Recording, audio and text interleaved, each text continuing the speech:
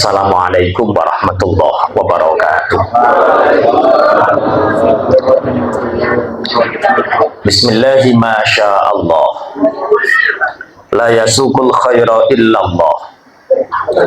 Bismillahi masya Allah, la yasrifus su'a illallah. Bismillahi masya Allah, ma kana min ni'matin faminallah.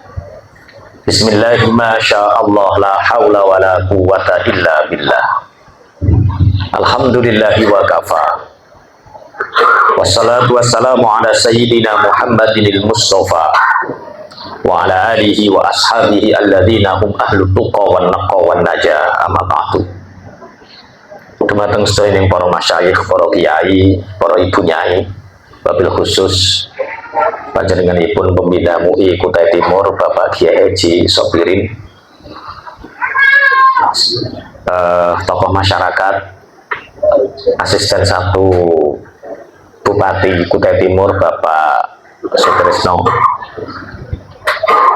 Ketua Yayasan Miftahul Ulum, sekaligus Ketua RT Pak Yasin, Bapak Ibu hadirul hadirat bil iktifa wal iktisar. Malam ini saya ingin membahas tentang 7 wasiat malaikat Jibril kepada Rasulullah Sallallahu Alaihi Wasallam. Cuma sebelum itu ingin menyampaikan satu ayat, qul la yusibana illa ma kataballahu lana wa maulana wa 'alallahi falyatawakkalul mu'minun. Katakan Muhammad, tidak ada sesuatu yang terjadi kepada kita kecuali itu semua telah tercatat, tergariskan, telah dipastikan oleh Allah Subhanahu wa Ta'ala. Walaupun disediakan 10 pawang, kalau hujan ya tetap hujan. Tapi saya senang dengan yang dibaca Qori tadi, wa ma tuqaddimu li anfusikum min khairin tajiduhu indallah. Apa yang telah kalian lakukan sebelumnya, apapun nilai kebaikan yang kalian lakukan, itu tidak akan pernah sia-sia di sisi Allah. Artinya sing notoson, yang sudah persiapan, yang sudah menyiapkan segala sesuatunya dengan maksimal, tapi tetap diterjang hujan badai, tetap itu tidak ada yang sia-sia. Mungkin Allah mengajarkan kepada kita, ngaji itu ya nggak harus pakai panggung, ngaji itu ya nggak harus pakai sound system mahal, cukup duduk di masjid seperti ini, itu juga ngaji, pahalanya mungkin lebih besar.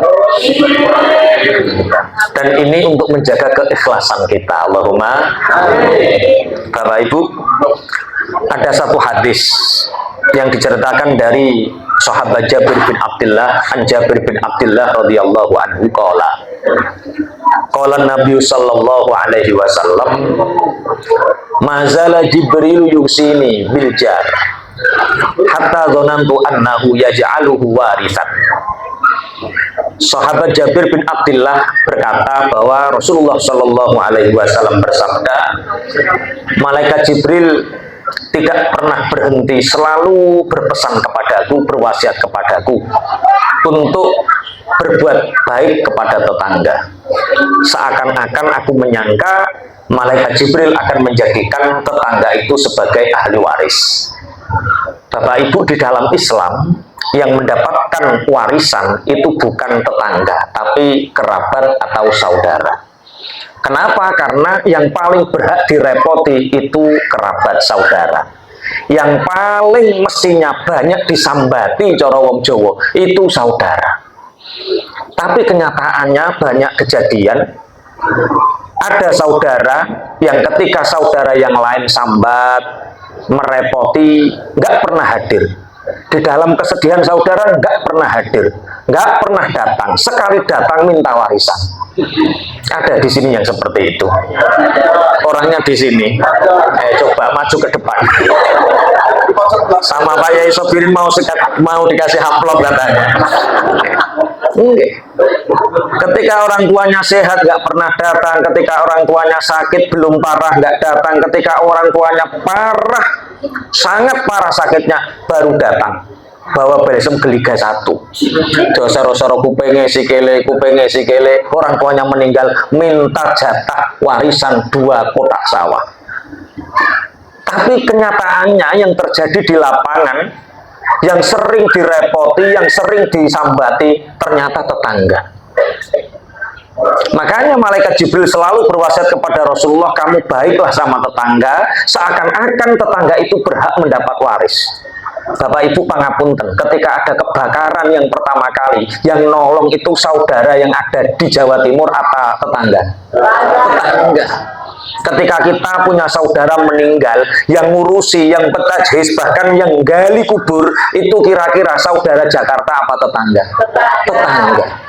Kalau kita punya hajat, punya gawe, walimah, menghitankan anak, menikahkan anak, itu yang paling pegel, yang paling kesel, yang paling repot, itu saudara yang ada di Jambi atau tetangga? Tetangga. Bahkan pangapunten, kalau di Bojonegoro, itu kalau ada orang punya gawe, mantu atau menghitankan anak, itu tetangga itu dibedakan, Pak. Dibedakan, entah kalau di sini. Dibedake. Sing ayu-ayu kon penerima tamu. Sing elek-elek kon korah-korah ngoten niku. Paham korah-korah nggih? Ya nyuci piring di belakang itu loh. Nggih. Teng mriki nggih ngoten nggih. Sami. Lho, ngoten niku tetangga gak pernah ngersula. Tetangga itu gak pernah ngeluh. Tambah seneng bunga, matur nuwun Kak, terima kasih. Walaupun disambati kon korah-korah tetep aku seneng. Karena apa? Merasa diwongke, merasa diorangkan, dihormati. Bapak Ibu, Rasulullah selalu diwasiati malaikat Jibril untuk berbuat baik kepada tetangga, seakan-akan malaikat Jibril mau menjadikan tetangga itu berhak menerima waris. Keberhasilan Rasulullah dalam dakwah itu ternyata bukan karena tetangganya itu baik semua terus dukung Rasulullah, ternyata tidak. Di dalam beberapa riwayat, saya kutip dari kitab Ihya juz 3 bab Akhlakul Karimah, Rasulullah itu diceritakan punya tetangga Yahudi. Yang tetangga Yahudi ini sama Abu Jahal dibeli, dikasih upah untuk apa? Untuk menyakiti Rasulullah. Tetangga Yahudi ini dikasih uang sama Abu Jahal, kalau Muhammad melakukan apapun ganggu, sampai dia berhenti untuk berdakwah. Diceritakan setiap Rasulullah keluar, orang Yahudi ini keluar meludahi muka Rasulullah. Ketika Rasulullah lewat, orang Yahudi ini sembunyi di bawah pohon kurma. Rasulullah lewat langsung dilempar kayak unta. Bapak Ibu, misalkan jenengan sampai lewat terus sama tetangga kita punya tetangga kita meludahi atau melempar tai unta ke muka kita, kira-kira tonggone sampai apa gitu? Diantep.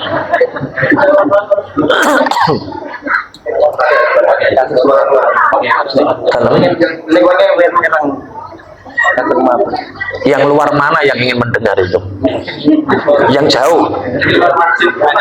Di luar masjid banyak. Yuk masuk, masjidnya masih kosong. Ilmu itu didatangi, bukan ilmu itu didatangi, bukan ilmu itu mendatangi. Kalau ingin luar, yang ingin mendengar ya masuk. Kok repot loh yo. Jangan mudah diintervensi seperti itu. Ngapunten Pak Yasin, lagi ingin aku kiai diatur. Dari dulu saya pulang dari pesantren tahun 2007, ngaji di musola itu ya pakai sound dalam. Tetangga kanan kiri itu komentar, Mas, kenapa ngajinya nggak pakai speaker tua biar kami yang di rumah itu mendengar? Loh, kalau ini mendengar ya datang. Kok tua? Dalam iya, alhamdulillah ya mereka datang. Yo, itu latihan disiplin lah. Karena dalam Islam itu ada leadership. Ben, saya neng jopo. Kalau ingin mendengar ya masuk, maafkan. Jangan selalu dituruti umat itu. Allahumma sholli ala Muhammad. Sampai mana tadi? Sampai mana ceritanya? Iya, tetangga. Aku ganggu kemarin. Orang Yahudi ini dibayar oleh siapa? Abu Jahal untuk mengganggu Rasulullah. Tapi ketika Rasulullah dilempar tai unta, diludahi, selalu mendoakan, Allahumma hdi qaumi fa innahum la ya'lamun. Dalam riwayat yang lain, Allahumma firli qaumi fa innahum la ya'lamun. Ya Allah, semoga Engkau memberi petunjuk, memang mereka kaum-kaum yang belum mengerti. Suatu saat Bapak Ibu, berhari-hari Rasulullah lewat, tidak ada yang melempar. Berhari-hari Rasulullah lewat, tidak ada yang meludahi. Rasulullah bertanya kepada sahabat, sahabat dalam ya Rasulullah, si fulan kemana kok nggak kelihatan? Loh, jenengan tidak mendengar ya Rasulullah, napa jenengan boten mireng? Mendengar apa? Si fulan itu sekarang sakit ya Rasulullah, si fulan itu sekarang sakit. Bapak Ibu, ada orang yang tiap hari melempar tai unta, meludahi kita, terus kemudian kita mendengar orang yang meludahi kita melempar tai unta itu sakit. Kira-kira sama omongannya dia? Syukur alhamdulillah. Iya, rasakno. Kanjeng Nabi mboten. Rasulullah itu sayyidul awwalina wal akhirin. Rasulullah itu pimpinan orang-orang yang awal, pimpinan orang-orang yang akhir. Rasulullah bangetan menaku sahabat, kebangetan aku sahabat. Pripun ya Rasulullah? Aku punya tetangga sakit kok nggak mendengar, aku punya tetangga sakit kok nggak menjenguk. Aku ingin segera menjenguk. Monggo Kanjeng Nabi kula dherekaken. Kanjeng Nabi langsung ke sana. Bapak Ibu, Kanjeng Nabi mengetuk pintu. Ini adabe orang yang adabnya orang yang ingin bertamu. Satu, ketika mengetuk pintu maka ambil posisi di kanan. Misal ini pintu, ambil posisi di kanan. Jangan di tengah. Walaupun pintu itu terbuka. Walaupun sesama muslim pintu terbuka di tengah. Assalamualaikum. Ini makruh. Karena siapa tahu orang yang di dalam rumah belum persiapan, belum ngurung kaosan. Saya sering seperti itu Pak ya, makanya ternyata harus diterangkan. Saya sering ketika di rumah, pintu rumah itu terbuka, ada orang salam pas di tengah pintu, saya tidak pakai baju. Assalamualaikum, saya belum pakai baju keluar. Saya bayangkan, untung saya yang tidak pakai baju. Kalau istri saya yang keluar, kan bahaya toh. Makanya kok blontek. Rasulullah memberi contoh suri tauladan ketika mengetuk pintu atau salam, ambil sebelah kanan, jangan lihat apa yang ada di dalam rumah. Tok tok tok tok. Siapa? Muhammad. Mendengar nama Muhammad, tetangganya yang jahat, tetangganya yang buruk perilakunya, ini mikir. Muhammad ketika aku kuat, Muhammad ketika aku sehat, tak lempari unta, tak lempari tai unta, tak ludahi mukanya. Sekarang saya sakit berminggu-minggu, saya nggak punya tenaga. Muhammad kok kesini? Jangan-jangan Muhammad ingin membalas. Ada apa Muhammad? Saya mendengar kayak sampean itu sakit. Saya ingin menjenguk. Ya masuk. Rasulullah masuk. Dipegang keningnya, dipegang tangannya, panas ke awake sampean kak, panas ke awake sampean ngoten. Tetangganya pangapunten yang perilakunya buruk ini mulai nangis, mulai berabak berbesmili. Muhammad, teman-temanku, tetanggaku yang meminta aku melempari tai unta, meludahi mukamu sampai hari ini nggak ada satupun yang menjenguk. Sedangkan sampean sing tiap hari tak sakiti, lah kok menjenguk? Muhammad, ya kak, doakan Muhammad, doakan semoga aku cepat sembuh.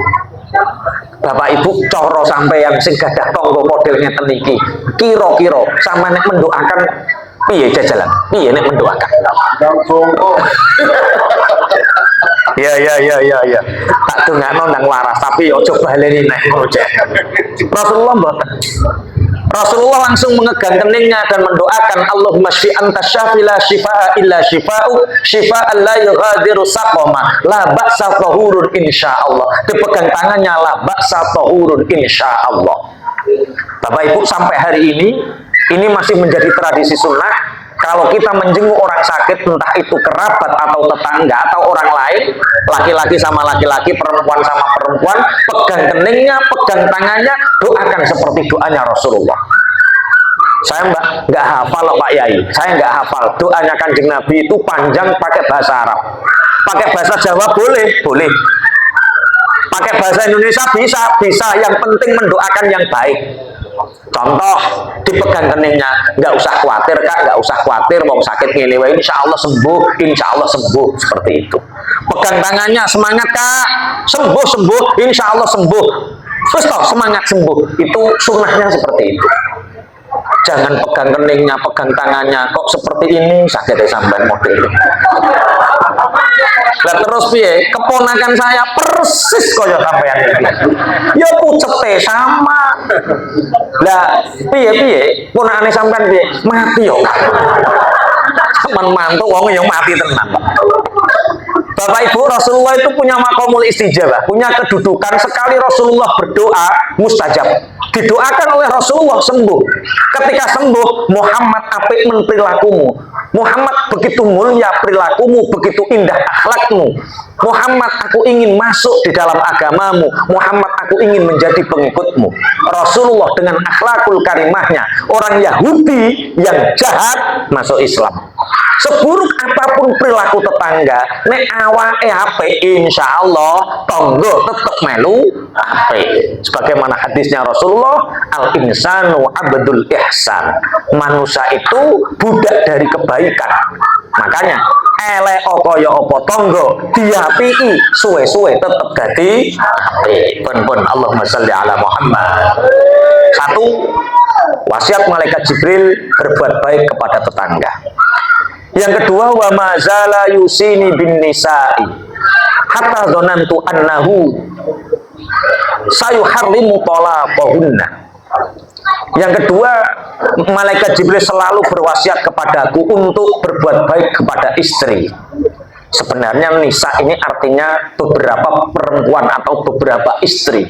Tapi kalau ini saya terjemah sesuai artinya, saya takut yang perempuan ini pulang semua, Pak. Saya diwasiati malaikat Jibril untuk berbuat baik kepada lah, Mas. Seakan-akan aku menyangka bahwa malaikat Jibril mau mengharamkan perceraian. Bapak Ibu, cerai itu boleh, tapi Allah membencinya. Sebisa mungkin kita sebagai seorang suami jangan pernah menceraikan istri. Iya,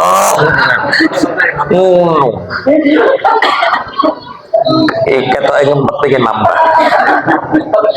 Iya, ada nambah 1 tambah 1 2, ada 1 tambah 1 sama dengan 0, ada. Iya, dalam iya, sekarang baru digodok undang-undangnya. Bapak Ibu pangapunten, nikah itu mudah, tapi yang sulit itu menjadikan keluarga kita bahagia. Nikah itu hukumnya sunnah, tapi menjadikan keluarga bahagia itu hukumnya wajib. Makanya sekali kita berumah tangga harus bahagia. Boleh nikah 2, lebih baik 2 bahagia daripada punya istri 1 tapi sengsara. Tak iwangi kak.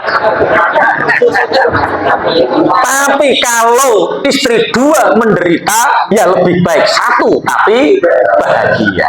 Ibu-ibu, kira-kira istri 1 bahagia dengan istri 2 menderita, itu enak mana? Istri 1. Bagi ibu-ibu, bagi bapak-bapak, 2 menderita dengan 1 menderita, itu enak mana? Podo-podo menderita nih. Bapak Ibu, kalau kita ingin kebahagiaan yang hakiki, itu tempatnya tidak di dunia. Kebahagiaan yang hakiki tempatnya di surga. Makanya Allah menjadikan dunia ini penuh penderitaan agar kita tidak lupa akan nikmat akhirat. Makanya yang hari ini pangapunten mungkin keluarganya tanda kutip kurang bahagia, sabar. Masih di dunia. Bahagia yang hakiki itu ada di akhirat. Tapi kalau kebahagiaan itu diraih, keluarga ini sakinah, mawaddah, warahmah di dunia, maka itulah surga yang sebenarnya. Makanya tidak menunggu nanti mati untuk mendapatkan surga. Punya istri yang solihah itu sudah surga di dunia. Ya rasa dikei mafhum mukhalafah. Kalau begitu berarti kalau istri cerewet itu neraka di dunia. Ya rasa Bu pasti ini ngono Bu akhire dhewe lah maning. Semoga keluarga kita bahagia semua. Bapak Ibu, tidak ada pasangan yang sempurna. Mungkin istri kita punya kekurangan, mungkin suami kita punya kekurangan. Ya pasti punya kekurangan, istri, suami pasti punya kekurangan. Tapi ketika kita mencintai suami, mencintai istri kita dengan cara yang sempurna, maka kekurangan ini tak akan pernah ada. Karena apa? Karena cara kita mencintainya dengan cara yang sempurna. Maka PR kita bukan mencari kekurangan pasangan kita, tapi cara kita mencintai kekurangan itu. Ada Pak, pangapunten seorang suami, tampan, kaya, uangnya banyak, tapi medit pelit Pak. Ada suami, keriting, ireng, pesek, uangnya banyak, tapi luman Pak. Dermawan, coro sampean Bu, milih ndi Bu?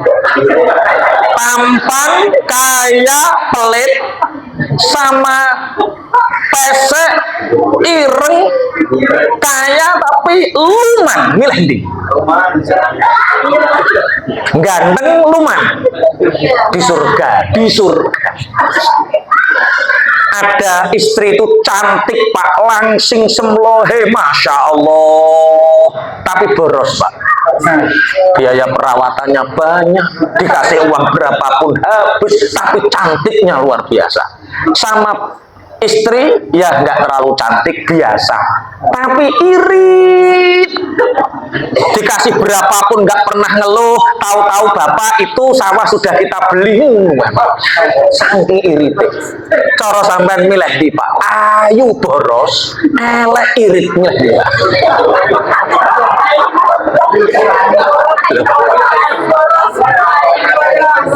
Ayu irit nggak ada sejarah. Wong pingin bojo ayu kok gak ingin modal. Artinya apa? Ternyata untuk mencapai kebahagiaan keluarga itu tinggal cara kita menyempurnakan mencintainya. Kalau punya suami tampan, kaya, uangnya banyak tapi pelit, ingat-ingat tampannya, jangan ingat pelitnya. Ora suwen sampean. Bojoku ganteng-ganteng, ojo bahas medite.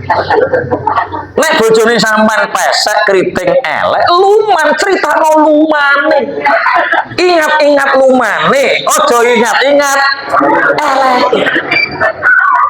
Lah nek bojomu ayu boros, iling-iling ayune, aja iling-iling boros, mu ndak kecewa sampean. Lah nek bojomu kok ora pate ayu tapi irit, yo iling-iling irit dewe menakno wong. Bapak Ibu pangapunten, perceraian itu jadikan tahapan yang paling akhir. Karena ada keluarga memang harus diselesaikan dengan perceraian. Dengan perceraian itu mendatangkan kebahagiaan. Tapi ingat, kalau kita mencari pasangan yang sempurna di dunia ini, kita tidak akan pernah mendapatkannya. Cerai dalam syariat Islam itu didhawuhke kalih Gusti Allah, at-thalaqu marratani fa imsakum bima'rufin aw tasrihum bi ihsan. Cerai itu ada dua.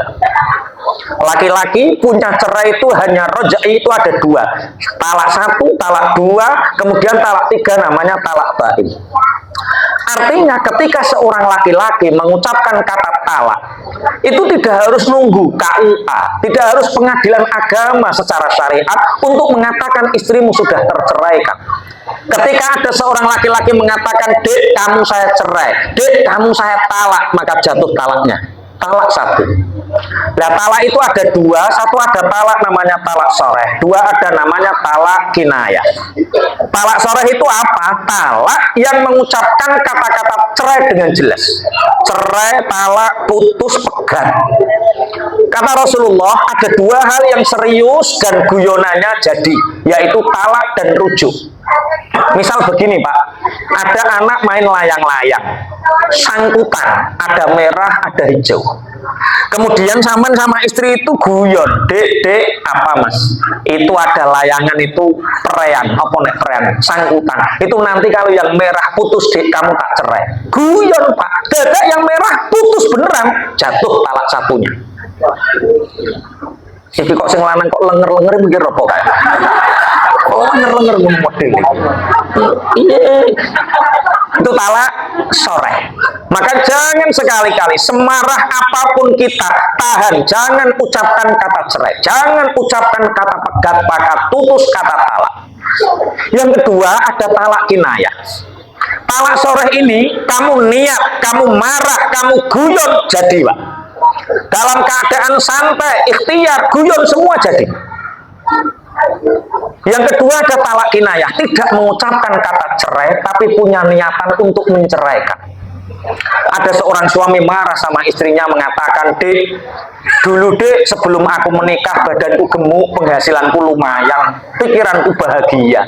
Sejak nikah sama kamu dek, masya Allah dek, kurus dek aku dek, kurus, nggak kurus bagaimana, semua kamu sekolahkan dek. Sepeda motor kamu sekolahkan, rumah kamu kuliahkan, itu lahan sawah semua kamu kuliahkan, nggak ada yang lulus dek. Sudah dek, gimana? Pulang kamu ikut orang tuamu, pulang ikut orang tuamu. Ada suami mengatakan pulang kamu ikut ke rumah orang tuamu, hatinya ingin menceraikan, maka jatuh talaknya. Maka bapak ibu terutama yang laki-laki jangan sekali-kali niat menceraikan atau mengucapkan kata cerai. Talak itu yang punya laki-laki pak. Kenapa perempuan nggak punya talak, nggak punya cerai? Perempuan hanya bisa fashun nikah. Perempuan bisa merusak pernikahan tapi tidak dengan talak. Namanya dengan khuluk, nanti kami jelaskan pelan-pelan. Kenapa perempuan tidak punya talak, tidak punya cerai? Karena perempuan kalau punya cerai pak, satu hari bisa cerai 100 kali pak.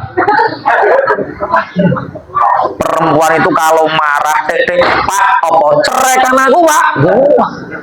Mas pengantin baru 1 bulan sudah mengatakan, mas kalau gini ceraikan saya mas. Maka kalau perempuan punya cerai, maka dia akan punya cerai 100 kali sehari. Nah bagaimana ketika punya ini apa ini?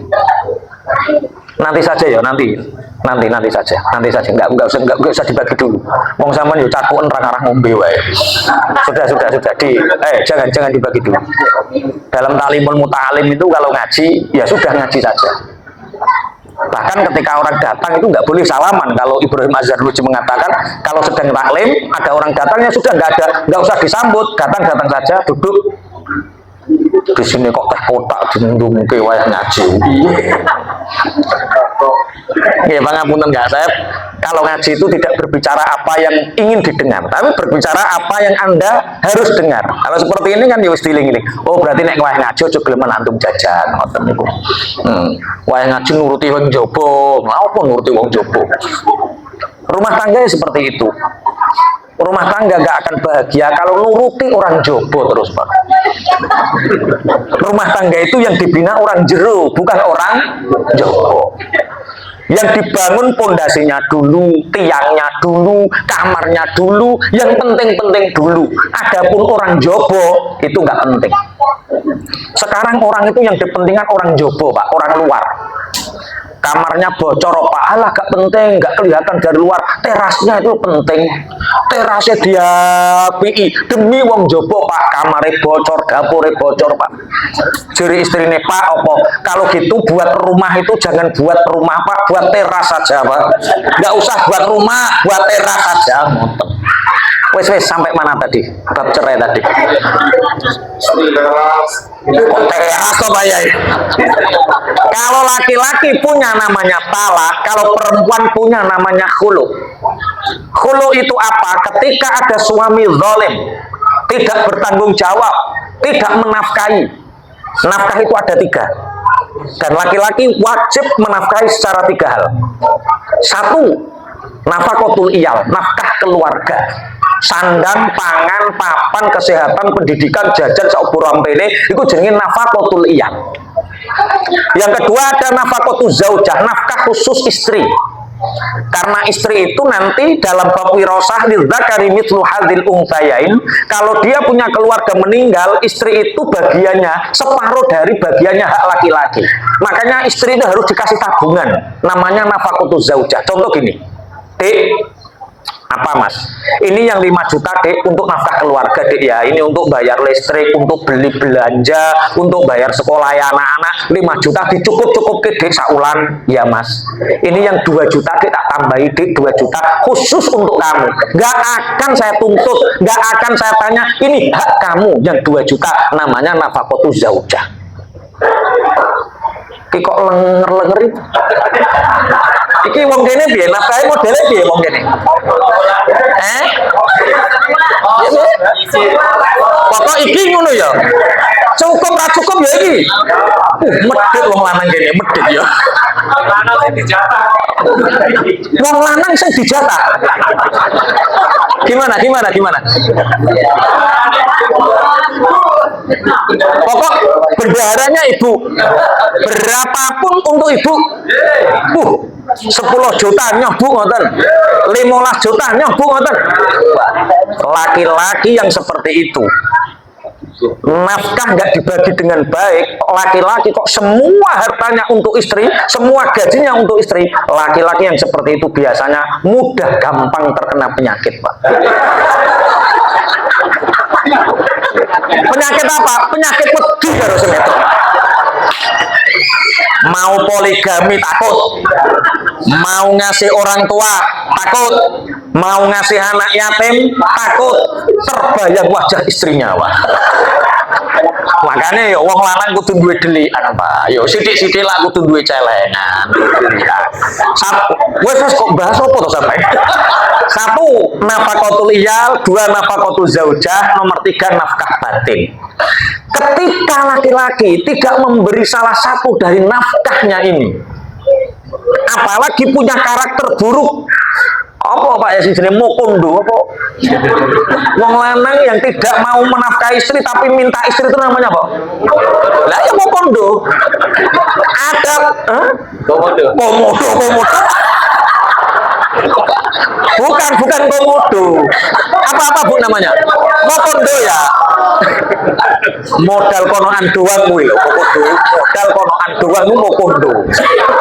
Lah, laki-laki sudah nggak mau kerja, nggak memberi nafkah, karakternya buruk, suka marah. Apa yang dilakukan istri? Khulu, minta pengajuan cerai kepada pengadilan.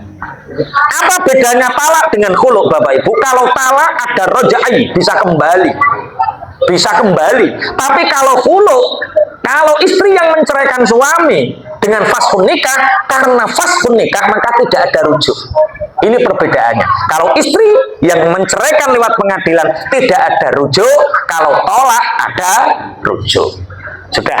1, aku diwasiati malaikat Jibril untuk selalu berbuat baik kepada tetangga. 2, malaikat Jibril selalu berwasiat kepadaku untuk berbuat baik kepada istri. Seakan-akan perceraian itu akan diharamkan. Yang 3, wa mazala yusini bil mamlukin hatta dzanantu annahu yaj'alu lahu waqtan ya'tikuna fi. Malaikat Jibril selalu berwasiat kepadaku untuk berbuat baik kepada para budak, hamba sahaya, seakan-akan harus ada satu waktu yang budak semuanya terbebaskan. Alhamdulillah Bapak Ibu, dulu di masa-masa zaman dahulu orang-orang Afrika itu banyak yang ditangkap oleh orang-orang Eropa untuk dijadikan budak. Mereka dianggap sebagai binatang, hanya dikasih makan, dikerja paksa tanpa bayaran.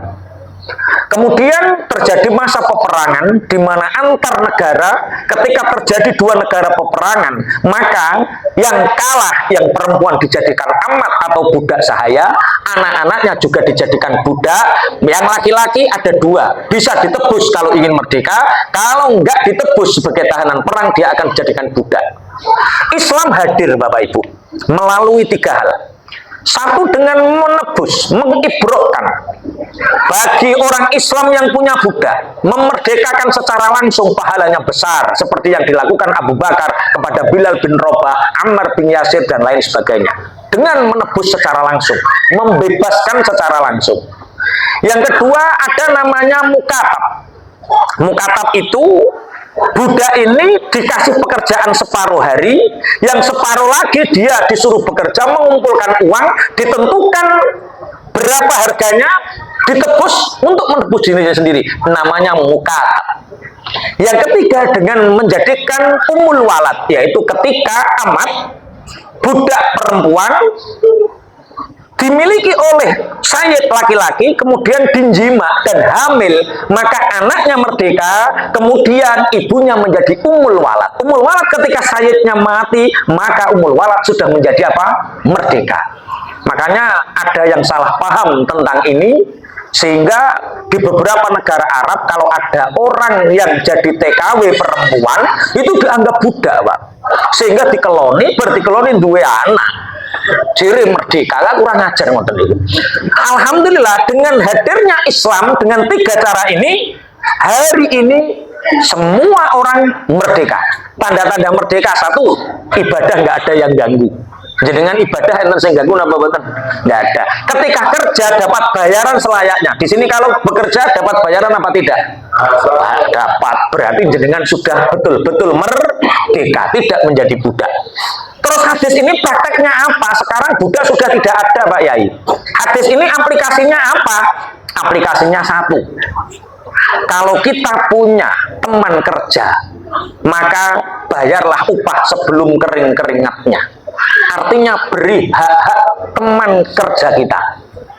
Pangapunten Pak Asisten, kulo Pak Tris, kulo niku nyebutin niku konco kerja. Soalnya sekarang itu orang-orang kaya itu banyak yang engkek. Ngerti engkek ya? Engkek itu apa ya? Bukan. Kalau sombong itu rak mirip Fir'aun. Bukan. Engkek itu di bawah sombong. Iya, ngoten niku. Tapi paham ya engkek ya? Punya karyawan penjahit 10, 15, bahasanya sama anaknya, nak apa itu anak buah bapak semua, itu anak buah. Rasulullah tidak pernah nyebut anak buah. Rasulullah nyebutnya siapa? Sahabat. Sekaya-kayanya kita Bapak Ibu, ada orang kaya itu karena berkahnya orang miskin. Kalau nggak ada orang miskin, siapa yang mengerjakan pekerjaan orang kaya? Kita punya sawah 10 hektar, yang nyangkul itu orang miskin atau orang kaya? Oh, orang miskin. Orang kaya ya mau bayari ngoten mawon. Pak Yasin itu mestinya pekerjaannya penjahit. Tapi beliau itu nggak jahit. Yang jahit siapa? Sahabatnya. Oh, karyawannya, anak buahnya, itu beliau.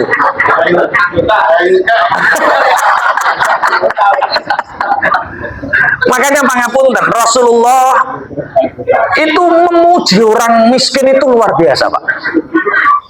Rasulullah dawuh al-faqru syainun indan nas wa azyanu indallah. Miskin, kata Rasulullah, itu menurut mata manusia itu celah.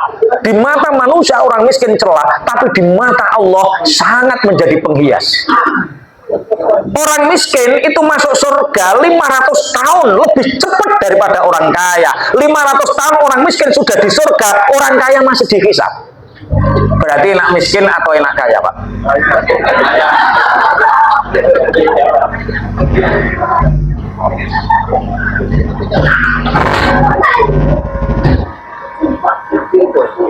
Tes. Oh, kesenggol. Kesambung ya. Oke.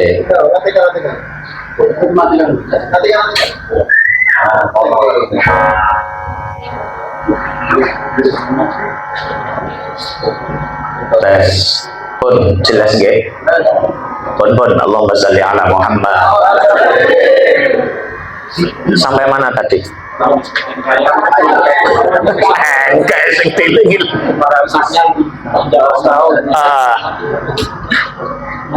Ketika nanti di mahsyar, Orang-orang miskin itu bertanya kepada para malaikat yang ngurusi mahsyar. Mereka diperlihatkan di atas sana itu banyak sekali istana-istana yang megah yang sudah berpenghuni. Orang-orang di mahsyar itu bertanya, itu istana milik siapa? Apakah para rasul, para nabi? Bukan.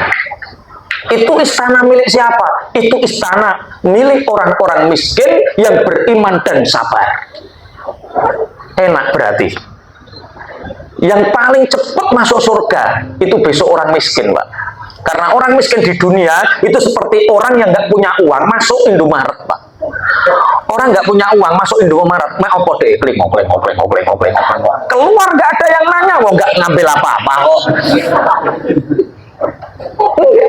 Paling nanti di mahsyar ditanya, dihisab berapa gaji suamimu, 50.000. Untuk apa? Makan. Sisanya habis surga. Orang yang paling lama masuk surga itu para pejabat. Masya Allah, Masya Allah.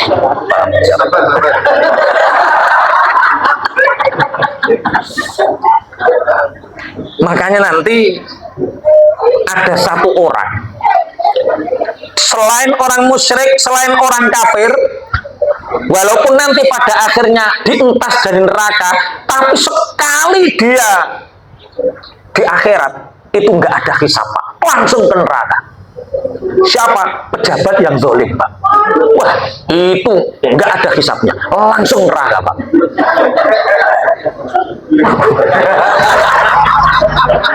Loh, kenapa? Karena dosanya pejabat yang zalim dibandingkan dengan pahalanya yang dilakukan. Ini sholat, Pak. Zakat, puasa, haji. Tapi kenapa kok langsung masuk neraka tanpa hisab? Karena sholatnya, hajinya, zakatnya, sedekahnya ditimbang dengan kezolimannya, itu jauh lebih besar kezolimannya. Makanya percuma, daripada antrian banyak langsung neraka. Pejabat-pejabat yang zolim itu, Pak, menengah di situ. Nah, sebaliknya pejabat yang adil, pejabat yang tidak korup, pejabat yang adil itu nanti langsung masuk surga tanpa hisab. Karena apa? Karena keadilannya itu yang menolongnya. Pun. Semoga kita dijadikan oleh Allah menjadi orang-orang yang gemati sama karyawan. Allahumma, yang teman kerja kita. Kalau kita menjadi orang miskin, jadilah orang miskin yang beriman dan bersabar. Kalau kita jadi orang kaya, jadilah orang kaya yang bersyukur dan dermawan. Kira-kira enak mana? Miskin, iman, sabar, sama kaya, syukur, dermawan. Enak mana? Saya mulai kaya itu rong tahun ngerasanya sugih, Pak. Orang kaya buat rumah, saking kayanya buat kamarnya itu 15, yang dibuat tidur ya hanya 1. Mobil 5, yang dipakai keseharian berapa? 1. Sebenarnya ya biasa. Kenapa orang fakir, orang miskin, Bapak Ibu, ini besok langsung ke surga? Kacanya kok 500 tahun lebih cepat, itu karena satu. Orang miskin kerja dengan fadilah keutamaan fardu ain, dia kerja. Kalau dia nggak kerja, nggak makan, berarti pekerjaannya fardu ain, yang dimakan itu fardu ain. Dan pahala fardu ain tidak bisa dikalahkan dengan ibadah apapun. Orang miskin kerja untuk makan, mencari makan itu fardu ain, dan pahala fardu ain besar sekali. Salat sunnah itu mustahab. Salat zuhur fardu ain, 1 kali fardu ain zuhur diganti dengan 1000 rakaat sunnah, tetap utama fardu ain. Kalau orang miskin, Pak, kerja sekarang, kerja untuk makan besok. Kalau orang kaya, Pak, kerja untuk apa coba? Beli kalung istrinya, untuk nabung emas antam, untuk bangun rumah yang mewah dan besar. Jadi nggak ada fardu ainnya baper bisa, Pak. Ini kelihatannya yang hadir di sini fardu ain atau mustahab semua. Ketika mendengar hadis ini, Abdurrahman bin Auf itu menyesal, Pak. Menyesal jadi orang kaya. Abdurrahman bin Auf itu sampai berdoa, Ya Allah, kapan aku miskin ya Allah? Kenapa aku dijadikan orang kaya? Dia ingin menjadi golongan orang-orang miskin. Akhirnya dia punya cara. Bagaimana caranya aku bisa miskin, Pak? Jadi Abdurrahman bin Auf bingung caranya miskin. Sampai bingung carane.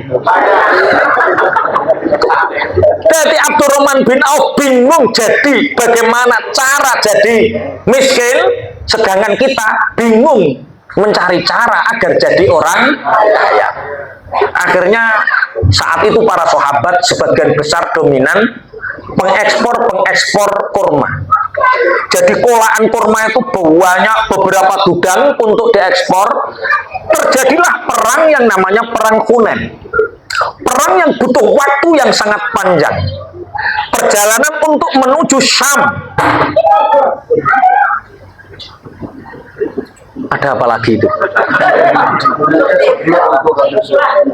Okay. Akhirnya karena para sahabat ini diumumkan untuk mengikuti perang Hunain, bertonton kurma, bergudang-gudang kurma menjadi busuk karena ditinggal perang Hunain. Rugi besar para sahabat. Abdurrahman bin Auf mengatakan, inilah saatnya aku miskin untuk menolong para sahabat yang lain. Akhirnya Abdurrahman bin Auf memberi pengumuman, siapa yang punya kurma busuk, aku beli dengan keuntungan 10% dari roksul malnya. Dari modal pokoknya, tak kasih untung 10%. Para sahabat yang punya kurma busuk semua alhamdulillah gak jadi rugi.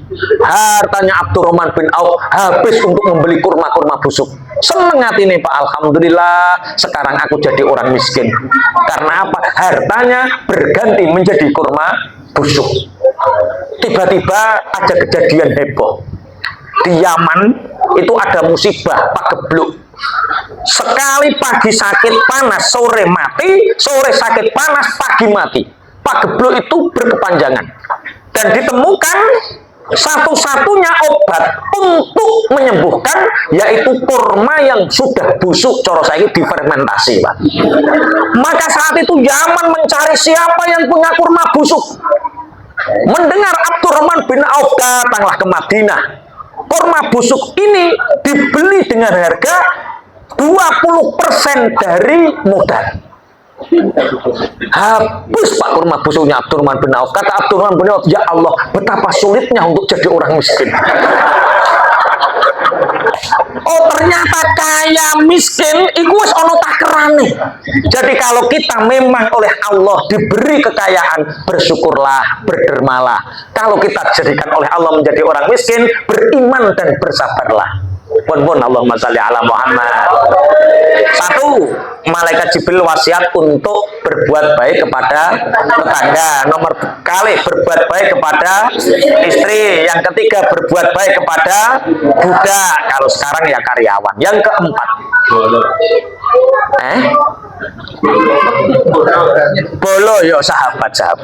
Maksudnya sahabat kerja Pak, teman kerja. Yang keempat mitra kerja. Yang keempat, wa mazala yusini bisiwaki hatta dzanantu annahu fariidatun. Yang keempat, malaikat Jibril selalu berwasiat kepadaku untuk melakukan siwak. Siwak. Sampai aku menyangka bahwa siwak itu hukumnya fardu.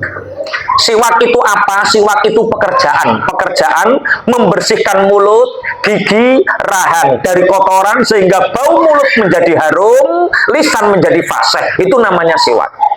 Yang paling utama menggunakan kayu arok.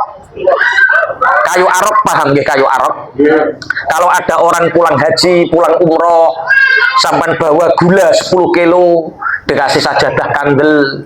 Kalau 5 kilo dikasih jilbab sama tasbih. Kalau nggak bawa apa-apa, dikasih kayu sitok itu. Namanya kayu arok. Satu rakaat disiwakin iku afdalu min sab'ina rakaatan bi ghairi siwakin. Satu rakaat dengan siwak itu lebih utama daripada 70 rakaat tanpa siwak. Lah siwak itu tidak harus dengan kayu arok. Dengan sikat gigi boleh, tapi dengan niat. Jadi ketika kita menggosok gigi, hatinya digerakkan, saya berniat siwakan karena Allah. Sholat subuh siwakan, ada 3. yang sangat disunahkan asad istihbaban fi thalathi mawadhi. Yang pertama yaitu ketika bangun tidur. Yang kedua ketika kita mau sholat. Yang ketiga yaitu ketika bau mulut ini menjadi tidak enak karena lamanya diam atau karena memakan sesuatu yang menjadikan bau ini tidak sedap. Habis makan apa misalnya? Oh, jengkol, terus apa? Pete lah, hal-hal seperti itu, bawang, brambang, itu sunnah, sangat sunnah sekali untuk siwakan. Siwakan ini punya keutamaan, di dunia punya keutamaan menyehatkan badan. Karena ternyata di rahang-rahang gigi ini banyak sekali sel saraf yang berhubungan dengan tubuh kita, fisik kita. Maka orang yang senang siwakan, Rasulullah dawuh, seandainya laula an asyqa ala ummati, seandainya aku tidak takut untuk memberatkan umatku, maka aku akan selalu mewajibkan mereka menggunakan siwak. Nah, ternyata siwak ini fadilah, keutamaan di kesehatan luar biasa, di dalam fisik tubuh luar biasa. Siwak ini juga pangapunten mengandung nilai ukhrawi, mengandung nilai akhirat. Di antaranya membaca Quran dimudahkan, berzikir dimudahkan, kemudian bau mulut menjadi enak. Dan setiap perkumpulan seperti ini, ya semestinya kita siwakan. Menggunakan minyak wangi, kemudian apa? Siwakan. Makanya kita lihat di dalam kajian-kajian fikih, Pak. Indonesia ini alhamdulillah Islam diselamatkan oleh Allah di Indonesia ini baru kayak fikih, Pak. Kalau dipesani kali guru kula niku, alhamdulillah yo orang Indonesia itu walaupun fasek-fasek sidik tapi seneng ngaji fikih. Walaupun seneng jadi pejabat tapi tetap ngaji fikih, Pak. Sehingga Islam di Indonesia itu menjadi mayoritas. Jadi dalam sejarah Indonesia itu Islam itu bareng sama Patani, sama Myanmar Rohingya, sama Singapura, sama daerah-daerah Asia Tenggara, Malaysia dan lain sebagainya. Tapi yang dikaji beda, Pak. Di Patani itu yang dikaji ya tarekat. Di Rohingya itu yang dikaji tarekat. Mereka nggak seneng ngaji fikih seperti kita. Di Indonesia seneng ngaji fikih, Pak. Sampai kubur ya, sawang Indonesia ini duwe watek seneng jabatan, Pak. Seneng perang, rebutan tahta, seneng rebutan kekuasaan. Tapi barokah rebutan kekuasaan, Indonesia menjadi mayoritas, Pak. Iya, masuk gendo-gendo lah, Islam kabeh, Pak. Nggih, masuk seneng jabatan, kelakuane rata rapate bener. Coba yang torekah, Pak. Di Patani, di Rohingya, di Singapura, di negara-negara sana itu yang diperdalam tarekat, Pak. Tidak diajarkan fikih, sehingga mereka seneng hiritan, gak mikir kekuasaan. Kamu jadi pejabat, neraka nanti. Kamu jadi camat, neraka nanti. Tapi di Indonesia, Pak, yo gak apa-apa, kok nek gak jadi camat kok ngapik, sing jadi camat elek kabeh, dadi camat, dadi bupati, dadi gubernur, dadi DPR. Akhirnya tetap sing dadi pejabat wong Islam. Alhamdulillah gara-gara pejabatnya wong Islam, Indonesia Islam tetap menjadi mayoritas. Alhamdulillah. Mulane nek ana pejabat kok rada elek-elek, cek Islam cek alhamdulillah. Aman, aman, Pak. Alhamdulillah cek apa? Islam. On. Aman, Pak Sister. Aman. Siwakan. Dan ini insya Allah walaupun tidak kita siar-siarkan, siwak ini tetap orang hari ini alhamdulillah podo seneng sikatan, podo seneng siwakan. Allahumma amin. Nomor 5, nomor 1 berbuat baik kepada siapa? Tetangga. Nomor 2 berbuat baik kepada istri. Yang ketiga berbuat baik kepada karyawan, sahabat, budak. Yang keempat melakukan siwak. Wa mazala yusini bisolati bil jamaah hatta zonantu annallaha la yaqbalu salatan illa biha. Yang kelima, malaikat Jibril selalu berwasiat kepadaku untuk melakukan sholat jamaah. Seakan-akan aku menyangka Allah tidak menerima sholat kecuali dengan jamaah. Bapak Ibu, sholat itu ada 2. Yang pertama ada sholat namanya sholat munfarid, sholat sendirian. Yang kedua ada sholat jamaah, sholat ada imam dan makmum, itu sholat jamaah. Syaratnya hanya ada imam, ada makmum. Jamaah, Pak. Ibadah yang paling utama. Jadi yang nikah, pangapunten. Yang pertama syariat itu tauhid. Ini di surga melalui Nabi Adam. Setelah itu nikah. Jadi ibadah sakwise tauhid niku napa? Nikah.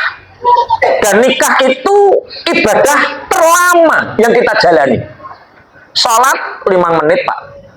Poso 7 jam, 8 jam. Nikah lama, Pak, nikah.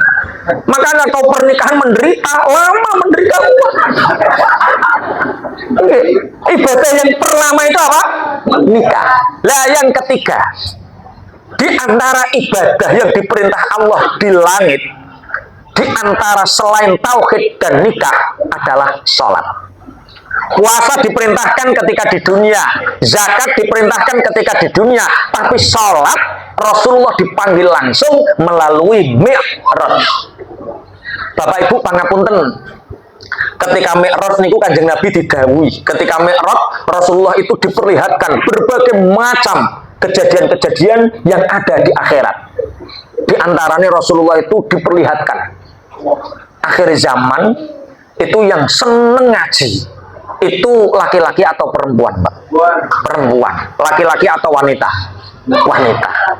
Yang seneng poso Senin Kemis iku wong lanang atau wong wadon? Wadon. Sing seneng sedekah wong lanang atau wong wadon? Ibadah-ibadah itu yang dominan, yang banyak melakukan itu laki-laki atau perempuan? Perempuan. Tapi ketika Mi'raj Rasulullah diperlihatkan oleh Allah yang masuk neraka yang terbanyak itu laki-laki atau perempuan? Sampai sahabat itu janggal. Kenapa? Apakah mereka tidak punya amal? Oh, banyak amalnya. Kenapa? Liyakfurna bi azwajihinna. Kenapa di neraka itu dominan perempuan? Karena mereka tidak berterima kasih kepada suaminya. Maka kok ono wong wadon ahli ibadah, ahli sedekah, tapi nggelakke atine sing lanang, ngelakne bojone sing lanang, aja arep-arep anggone swarga. Langsung mau menang Pak wong wadon Muhammad. Wis ora penak blas, ora penak blas. Ah. Ya kudu diteror, Pak. Wanita itu kalau nggak diteror menakutkan, Pak. Sekali-kali kita yang neror mereka, Pak. Sholat, ada sholat munfarid, ada sholat jamaah. Sholat jamaah didhawuhi Kanjeng Nabi, sholatul jamaati afdalu min sholatil fardhi bi 27 darajah. Sholat jamaah itu 27 derajat lebih utama dibandingkan dengan sholat sendirian. Makanya pangapunten, dulu ada seorang sahabat namanya Umar bin Khattab. Sehabis beliau jamaah sholat zuhur, beliau nilii kebun kurma, Pak. Kebun kurma ini warnanya hijau, seneng nyawang hijau-hijau. Kalau kita lihat padi yang masih kecil warnanya hijau, zaman seneng nopo boten? Seneng. Tapi seandainya hijau terus 3 bulan masih hijau terus, seneng nopo boten? Menungso yang ngono modele. Jere seneng hijau, dikek hijau terus ora seneng. Seneng anak kecil seneng, tapi didadekno cilik terus susah, Pak. Berarti manusia seneng terhadap apa yang Allah berikan proses terhadap kita. Ya waya ijo ya seneng, kok nek waya panen ya seneng, ijo terus ya ora seneng. Ketika itu Sayyidina Umar bin Khattab mendengar sahabat Bilal bin Rabah melakukan azan di Madinah, di Masjid Madinah.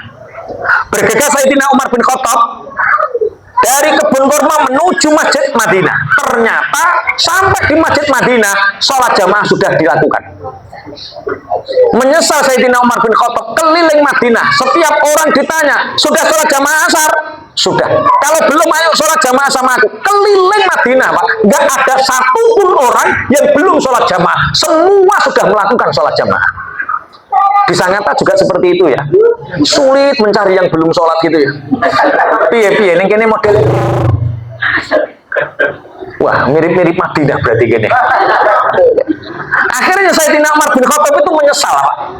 Beliau sowan kepada Rasulullah sehabis jamaah salat maghrib. Sayyidina Umar bin Khattab matur, ya Rasulullah, kebun kurma yang menyebabkan aku meninggalkan jamaah salat asar ya Rasulullah, aku infakkan fi sabilillah. 1 kali meninggalkan sholat jamaah, Pak. 1 kali meninggalkan sholat jamaah lebih baik kehilangan 1 kebun kurmanya. Ini kalau kita meniru manhajnya Sayyidina Umar bin Khattab, bangkrut, Pak. Yakin bangkrut sampai. Lah piye adzan ijek ning mobil. Adzan masih di Sawah, azan masih habis Pak. Artinya ini untuk menyemangati kita, giroh kita, betapa jarak kesolehan kita dengan para sahabat begitu jauh sekali Pak. Itu Sayyidina Umar bin Khattab. Dulu Syabil Hasan Ali Asyadili itu punya murid namanya Syekh Ali Al-Mursafi. Syekh Ali ini Pak, mulazamah ala sholatil jamaah. Beliau selalu melakukan sholat jamaah. Suatu saat habis maghrib dia itu punya tamu nggak pulang-pulang. Terdengar azan isya, mau diajak ke masjid gak enak, disuruh pulang seperti ngusir, ditunggu Pak. Sampai tamunya ini pulang, sudah iqamah, Syekh Ali Al-Mursafi datang menuju masjid Pak. Ternyata sholat isya sudah dilakukan. Keliling Baghdad, setiap ada orang ramai ditanya, sudah jamaah sholat isya? Sudah jamaah sholat isya. Yang belum jamaah sholat isya, ayo jamaah karwaku. Keliling Baghdad Pak, nggak ada satupun orang yang belum jamaah sholat isya. Semua sudah sholat jamaah isya. Di sini juga seperti itu ya. Sulit cari orang yang belum jamaah itu sulit ya. Mirip-mirip tenan ini. Mirip Madinah, mirip Baghdad Pak. Kok tambah sholat. Akhirnya Syekh Al-Mursafi ini menyesal. Beliau teringat dawuhnya Rasulullah bahwa sholat jamaah 27 kali lipat dibandingkan sholat sendirian. Kalau seperti itu aku nggak jamaah, tapi aku harus mengganti dengan sholat isya tapi ada 27 kali. Jadi beliau Syekh Ali Al-Mursafi, Allahu Akbar, Assalamualaikum warahmatullahi wabarakatuh, Allahu Akbar, sholat isya 27 kali Pak. Tapi kini sampai orang arah pelaur, yakin orang arah pelaur Pak. Karena kelelahan Syekh Ali Al-Mursafi tertidur Pak. Setelah 27 kali isya dia tertidur. Dalam tidurnya itu bermimpi seperti nyata. Dia naik kuda, kemudian kudanya itu dindegar-degarkan. Apa bahasa Indonesia degar-degarkan itu? Apa dindegarkan? Apa? Pokoknya keploki kok cepet loh. Bahasa Indonesia ini dindegarkan apa? Ya dipacu. Kudanya dipacu sekencang mungkin untuk nyusul rombongan yang ada di depan. Ternyata semakin kudanya dipacu Pak, dikencangkan, dindegarkan, ternyata sana juga menjauh. Akhirnya yang depan ini tahu, Syekh Ali, ya kamu ingin bareng sama kita atau nyalip toh? Ya kalau bisa bareng, kalau bisa nyalip. Nggak akan bisa. Kenapa? Kita ini orang yang sholat jamaah isya, sedangkan kamu isya 27 kali tapi sendirian. Walaupun diulang 27 kali sholat sendirian, tidak akan pernah bisa menyamai derajatnya sholat jamaah, walaupun satu kali. Itu keutamaan daripada sholat jamaah. Malaikat Jibril selalu berwasiat kepadaku untuk melakukan sholat jamaah. Seakan-akan Allah tidak menerima sholat kecuali dengan sholat jamaah. Sholat jamaah ini sunnah muakkadah. Ada yang mengatakan fardu kifayah. Tergantung, ada kaul jadid, ada kaul qadim. Bagi siapa? Bagi laki-laki yang muslim, hurriyah, dan mampu. Maksudnya tidak sakit dan tidak musafir. Bagaimana dengan orang perempuan? Ikhtilaf di antara para ulama. Kalau perempuan cantik masih menyebabkan terjadinya fitnah, maka perempuan itu sebaik-baiknya sholat adalah di dalam rumah yang paling dalam, yang paling gelap. Itu perempuan. Istri saya cantik Pak, alhamdulillah. Makanya istri saya itu nggak pernah ikut sholat id di lapangan atau di masjid Pak, karena istri saya cantik. Yang disunahkan keluar sholat id di masjid atau lapangan itu yang istrinya jelek Pak. Nah, istri sampean cantik apa jelek? Nah, tandanya ke lapangan apa tidak? Tidak, berarti cantik. Kalau ke lapangan atau ke masjid berarti apa? Jelek. Saya itu mengalami, mbah saya itu, ibu saya, kalau saya manggil itu Zum. Saya masih ngalami SMP itu, depan rumah saya itu musola, persis musola, dibangun baru. Ketika ibu saya, padahal sudah punya anak saya, berarti usianya saat itu mungkin 40 sampai 45 ketika saya SMP. Itu mau jamaah di musola Pak, sama mbah saya itu dilempar bambu itu, perang wong wadon kok sholat ning musola saat itu. Bagaimana dengan hari ini? Yang banyak di masjid itu laki-laki atau perempuan? Perempuan. Lah, ketika kita menggunakan pendapat ulama-ulama salaf sebagaimana terdahulu, Pak, sekarang aneh. Di masjid sampai larang, tapi neng pasar sampai culke bojone, Pak. Neng pasar diculke, neng Indomaret dhewe, neng mall dhewe, neng keramaian dhewe. Nah, berarti nggak imbang. Kalau memang alhamdulillah jenengan jawab, Indonesia ini negara aman apa mboten? Kira-kira pangapunten, seandainya istri jenengan jamaah sholat di masjid, kira-kira menimbulkan fitnah apa tidak? Mboten. Kalau memang tujuannya itu al-ilah niku tadullu alal hukmi. Pelarangan zaman dahulu karena perempuan cantik pasti menyebabkan fitnah, Pak. Kalau sekarang alhamdulillah istri kita ke mall sendirian ya aman, istri kita ke keramaian sendirian juga aman. Kalau memang ke keramaian aman, di masjid aman, maka sebaiknya jangan sampai dihukumi haram, atau minimal diajak jamaah ke masjid, insya Allah mboten nopo-nopo. Nah, nek hukumi kaya iki ya wala Pak, wong ning pasar bocor ke yo. Adapun yang selingkuh dan lain sebagainya itu wallahu a'lam, wallahu a'lam. Lah kita husnudzon sama istri kita, Pak. Pun Allahumma sholli ala Muhammad. Siji diwasiati apa? Berbuat baik kepada tangga. Yang kedua, berbuat baik kepada istri. Yang ketiga, berbuat baik kepada budak. Yang keempat, melakukan siwak. Yang kelima, melakukan sholat jamaah. Wa ma zala yusini bi qiyamil laili hatta dzanantu annahu la nauma illa bihi. Yang keenam, malaikat Jibril selalu berwasiat kepadaku untuk selalu melakukan qiyamul lail, seakan-akan tidak ada tidur kecuali dengan qiyamul lail. Qiyamul lail itu apa Bapak Ibu? Melakukan sholat malam. Sholat malam yang paling utama itu maghrib dan isya. Semua ulama-ulama ahli tafsir, mufassir itu mengatakan qiyamul lail dalam penyebutan Quran itu pasti maghrib dan isya. Maka yang paling utama sholat qiyamul lail adalah maghrib dan isya. Panjenengan sedaya sampun lampahi maghrib dan isya nggih? Ahli qiyamul lail.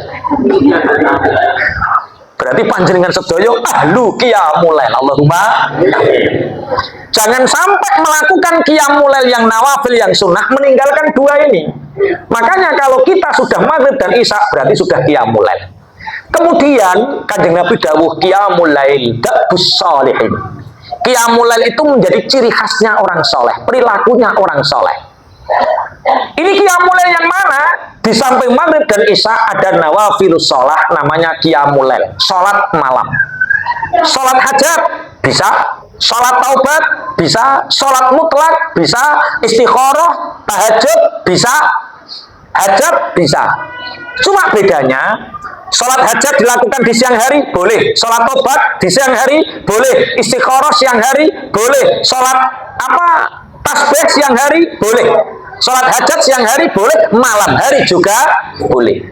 Ada sholat yang disebut dengan tahajud, itu dilakukan khusus setelah kita melakukan tidur, dan satu-satunya sholat malam setelah tidur namanya sholat tahajud yang disebut dengan qiyamul lail dabus sholihin. Bapak Ibu, kenapa Rasulullah dawuhe tahajud itu dari ciri khas wong soleh? Soalnya kebaikan-kebaikan yang lain orang fasik bisa melakukan, Pak. Contoh sedekah. Sedekah, kita orang baik, sedekah. Koruptor, sedekah apa tidak? Sedekah, Pak. Kemarin kita punya saudara di Aceh, Sumatera Barat, Sumatera Utara, ada banjir bandang. Itu sing nyumbang wong apik-apik, jenengan sama nyumbang toko derek. Lho, wae sing gareng barang, Pak. Iku wong saleh ora nyumbang, Pak. Wong gendo-gendo koruptor nyumbang, Pak.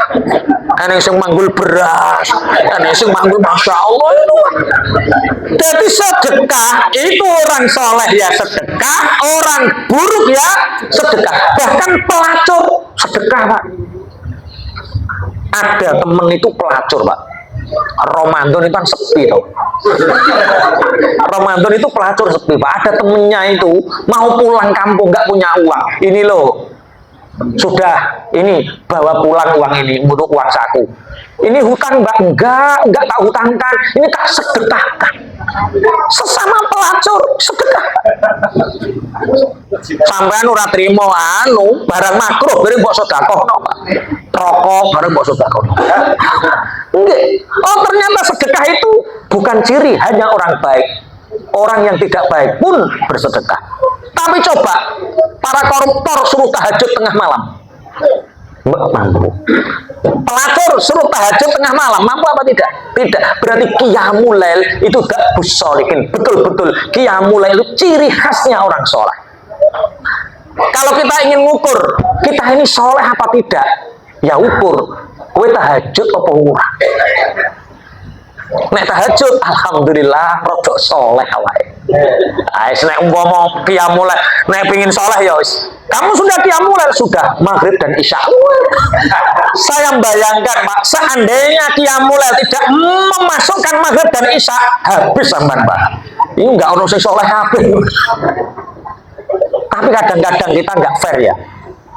Kalau kita bayangkan orang mencuri Pak, direwangi bahasa Indonesianya apa ya? Tengah malam nggak tidur, dia ngintip kapan bisa masuk, hujan dingin, pencuri rela Pak untuk mendapatkan kenikmatan, pencuri rela untuk nggak tidur. Tapi kita untuk mendapatkan kenikmatan yang sejati kadang turu Pak awake Pak. Kadang-kadang awake kalah semangat karo maling Pak. Makanya nek awake males tahajud ngriki maling melek Pak awake kok turu. Wis bayangno awake kalah karo apa? Maling. Kalau kita males ngaji Pak, sampean bayangkan pengedar narkoba itu. Pengedar narkoba itu Pak, untuk melakukan yang haram, hati-hati, semangat, jangan sampai ada yang tahu, toh pati, toh nyawa dilakoni Pak pengedar narkoba Pak. Hujan, badai, terjang, kita kadang-kadang grimes pray Pak ngaji Pak.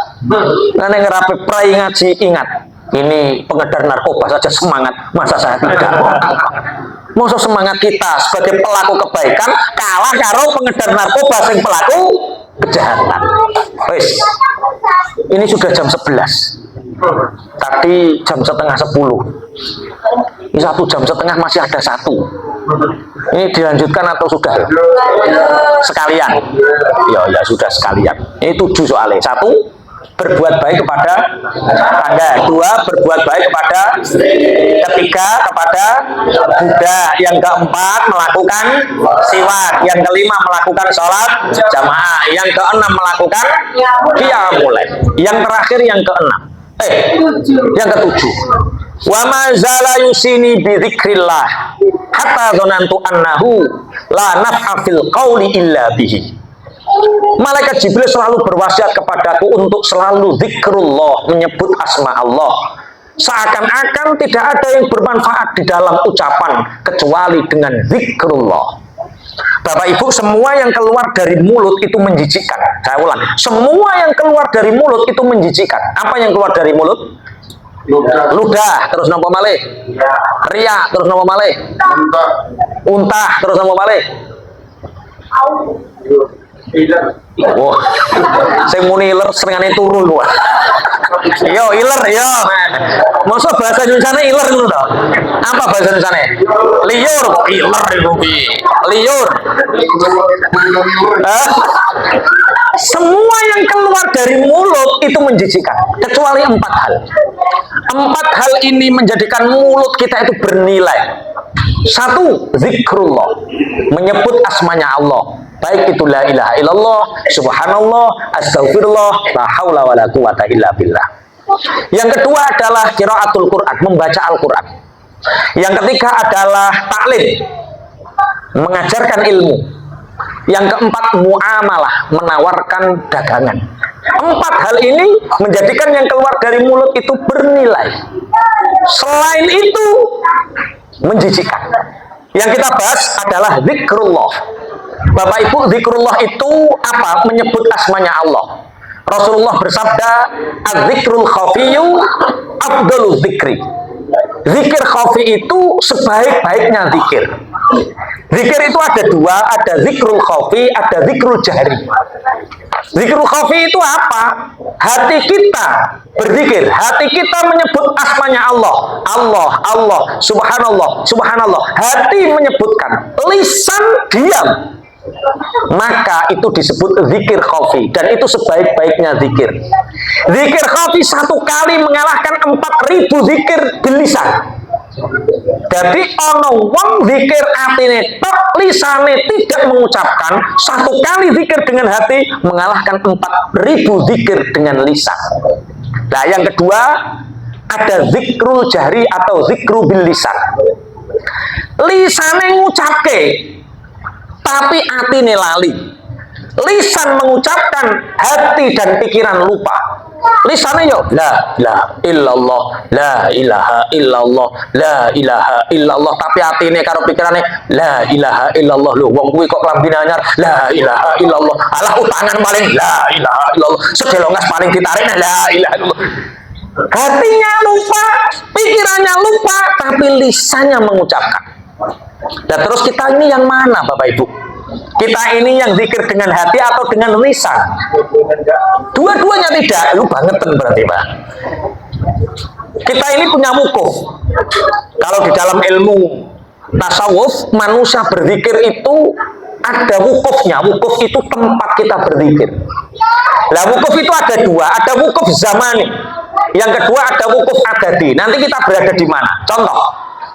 Siapakah orang yang punya wukuf zamani, punya tempat di mana setiap waktu, setiap detik dia bersama Allah, yaitu orang-orang yang ketika menyebutkan la ilaha illallah, hatinya bergetar, ulune mengkorok, pucet wajahnya, saking haibatullah. Itu wukuf zamani. Satu kali mengalahkan 40.000 orang yang berzikir dengan lisan, karena setiap waktu dia bersama Allah. Lah, yang kedua wukuf adadi. Wukuf adadi itu lisannya berzikir, hatinya lupa. Itu bagaimana caranya? Berarti zikir sebanyak-banyaknya. Ojo dihitungi. Mulane disebut wukuf adadi. La ilaha illallah, la ilaha illallah. Atine ora eling, pikirane wis pokok la ilaha sakake-akeh. Nanti di antara la ilaha illallah atau zikir yang kita ucapkan pasti ada satu yang ikhlas dan nyantol. Allahumma amin. Karena penting, Pak. Di dalam kitab Minah Husaniyah itu diterangkan. Ada manusia itu nanti masuk surga ada dua. Satu masuk surga dengan rombongan, Pak.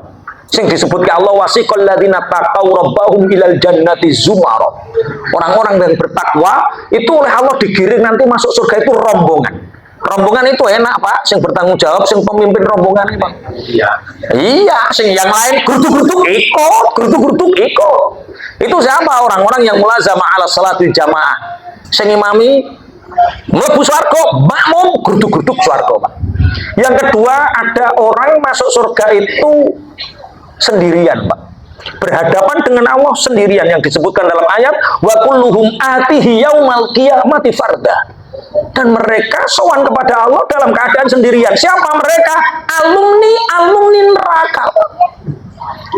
Nanti ada orang itu masuk neraka dulu, setelah dosanya habis, dientas baru masuk surga. Lah itu alumni neraka, Pak. Tolong nanti jangan buat paguyuban alumni neraka. Paguyuban Bojonegoro monggo. Jangan buat paguyuban alumni neraka. Lah, ada alumni neraka itu yang terakhir, Pak. Wes, ini bukan kita ini. Alumni neraka sing terakhir, paling akhir, Pak. Sampai dicari di neraka itu sudah nggak berbentuk, Pak. Nggak berbentuk. Saking lamanya di neraka, dan ini yang terakhir. Malaikat bingung karena Allah sudah memutuskan. Dicari kebaikan di kaki nggak ada, dicari kebaikan di tangan nggak ada, dicari kebaikan hati nggak ada, kuping mata nggak ada, Pak. Nggak ada kebaikan, Pak. Tapi dia beriman, dia punya iman. Tandanya iman dicari, Pak, nggak ketemu. Akhirnya malaikat ini diperintah oleh Allah, lihat itu cetak, ngerti cetak ya. Lisan ilat sangi sore, didelok cekae ana tulisan tipis, tulisannya la ilaha illallah, tipis. Iku kapan mengucapkan la ilaha illallah kok tipis sekali? Oh ternyata saat menikahkan putrinya, Pak. Kata naibnya, ayo baca syahadat dulu gitu, Pak. Ketika disuruh sama naib KUA itu pegawai KUA, ayo syahadat dulu, bismillahirrahmanirrahim, alhamdulillah, ayo fatihah, syahadat, asyhadu an la ilaha illallah. Paham ya maksudnya ya? Zikir walaupun satu kali itu akan membekas, Pak. Makanya walaupun kita mungkin hati kita lupa, ghafil, pikiran kita itu mungkin lupa, tapi jangan pernah menyurutkan kita untuk selalu berzikir sebanyak-banyaknya. Namanya wukuf ad-dhati. Tapi sak ngunu-ngunune ya kudu dilatih, Pak. Lisan harus sambung dengan hati kalau bisa. Ada satu kisah itu, ada kiai itu suka ngingu kucing. Jadi merawat kucing, Pak. Rata-rata kiai itu seneng merawat kucing. Kucing dirawat, suatu saat ada anak Kalimantan Selatan. Itu mondok bawa burung beo, ngerti burung beo? Burung yang bisa menirukan ucapan manusia, Pak. Burung apa namanya? Beo. Pak Yai ini seneng, kata santri, Pak Yai kalau seneng monggo dirawat nggak apa-apa. Dirawat sama Pak Kiai. Lah Pak Yainya seneng tahlilan, Pak. La ilaha illallah, la ilaha illallah. Karena burungnya itu sering mendengar Pak Kiai tahlilan.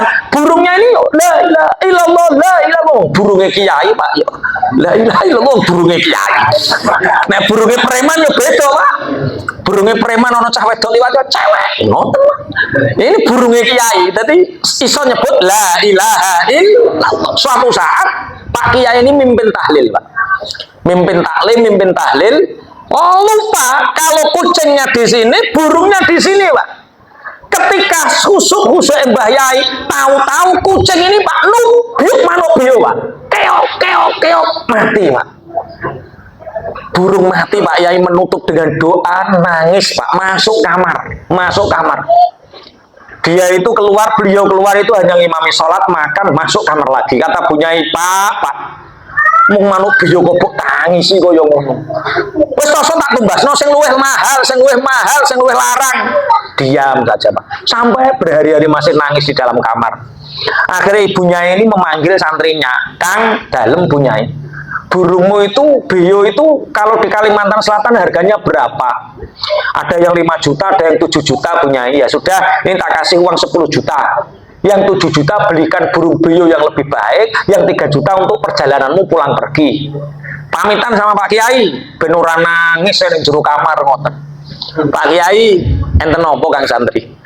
Kula pun diparingi arto, saya sudah diberi uang sama Bu Nyai 10 juta, yang 7 juta nanti tak berikan burung beo, yang 3 juta buat kendaraan. Sudahlah Pak Yai, jangan sedih, nanti saya pulang bawa ke sini burung beo yang lebih baik, jenengan mboten sah susah, mboten sah sedih.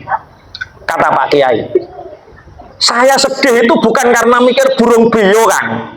Saya itu mikirin kamu, saya itu mikir diriku, saya mikir jamaahku, mikir umatku. Lah kenapa Pak Kiai?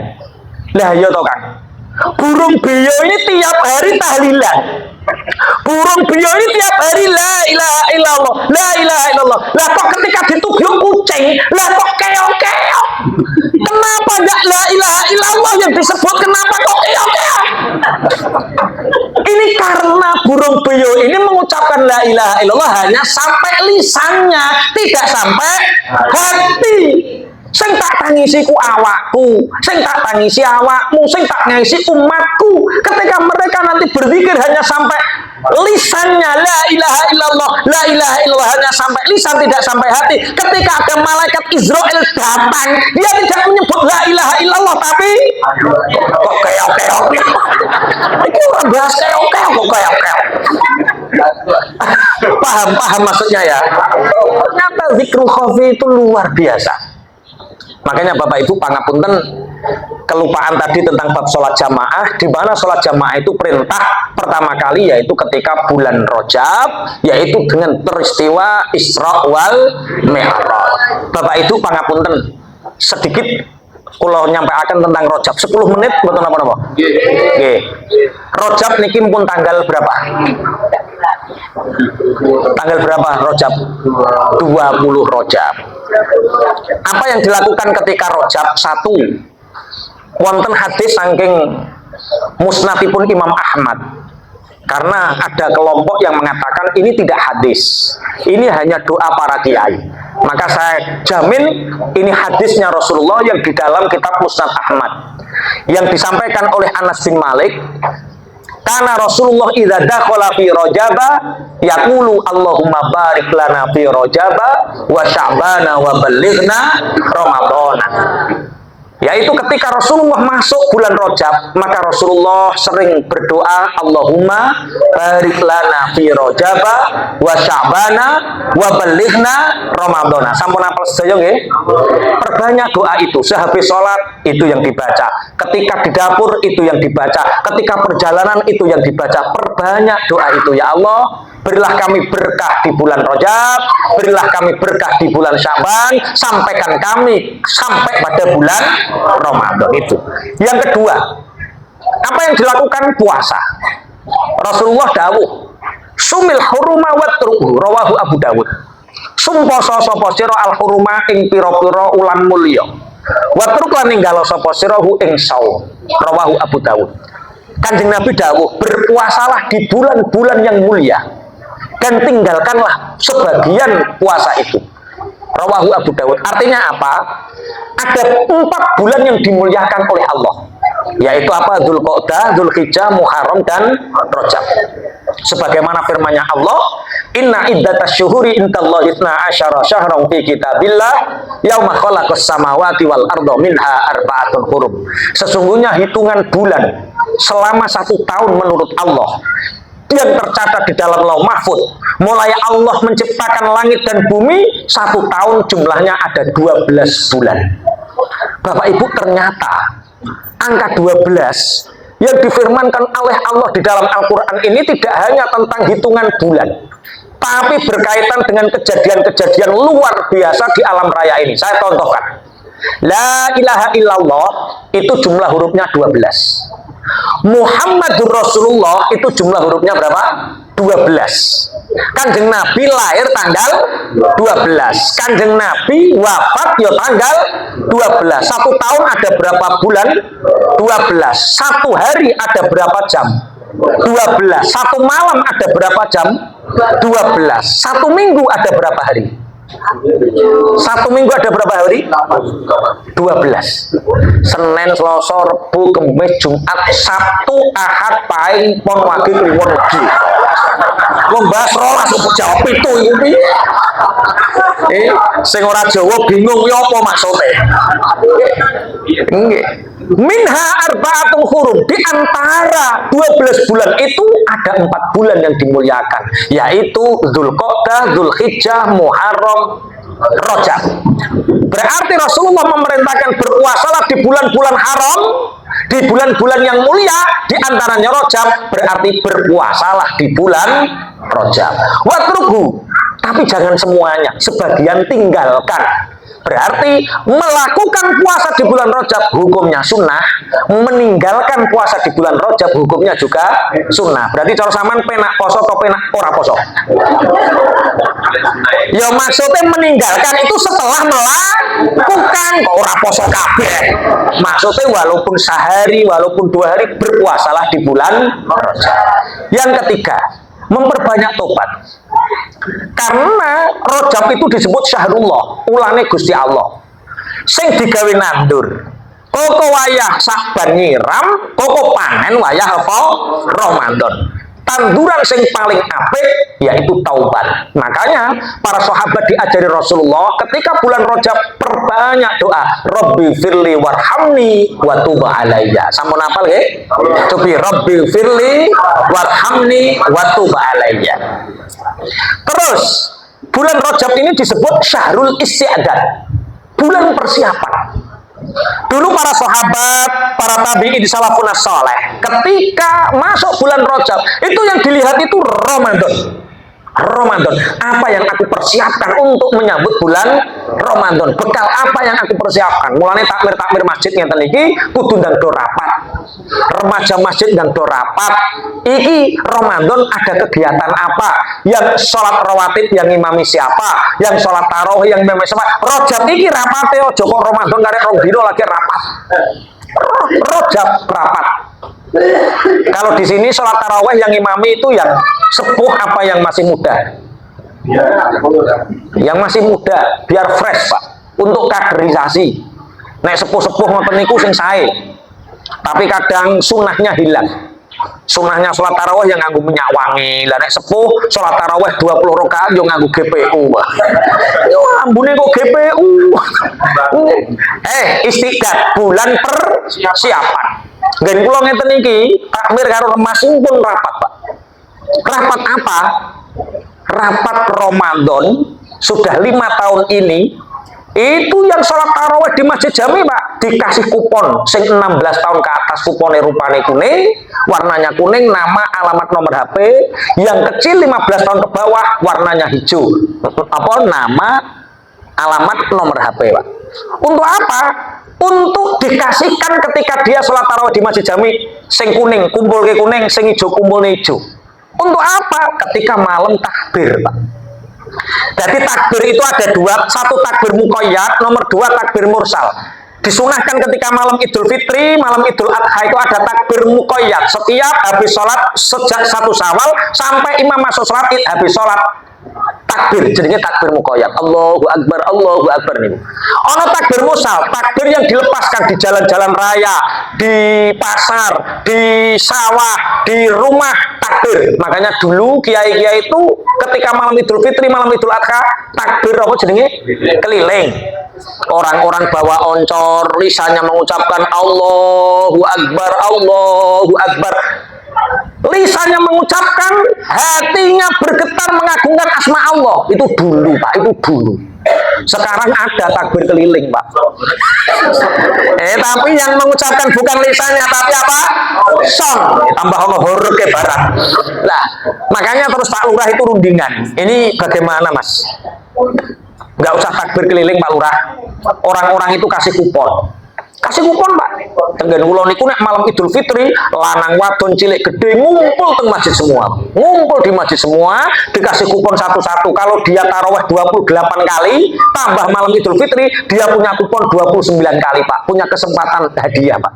Yang kecil-kecil 15 tahun ke bawah, hadiah hiburan. Kulkas, apa nek arani apa mesin cuci, kipas angin, sarung, kopiah. Hadiah yang ngeten iki pun diumumke teng masjid. Bagi warga Mayangkawis yang punya kopiah masih segelan, karena ketika beli kebesaran antar ke masjid untuk hadiah hiburan. Ibu-ibu yang punya pakaian kebesaran yang masih baru bawa ke masjid untuk hadiah hiburan. Ono kipas angin, ono setrika, banyak Pak, berbondong-bondong untuk anak 15 tahun ke bawah. Yang 16 tahun ke atas hadiah utamanya jam 11 malam Pak. Diundi, apa hadiahnya? Umroh Pak. Umroh. Kalau di sini misalkan mulai besok Ramadan, tanggal 1 Ramadan sampai tanggal 30 sampai malam Idul Fitri, yang sholat taraweh di sini dan ikut takbiran Idul Fitri di sini dikasih kupon hadiah umroh. Kira-kira setuju nopo mboten? Kira-kira rame nopo mboten? Lah kuwi pertanyaane Pak. Yang memberi hadiah siapa?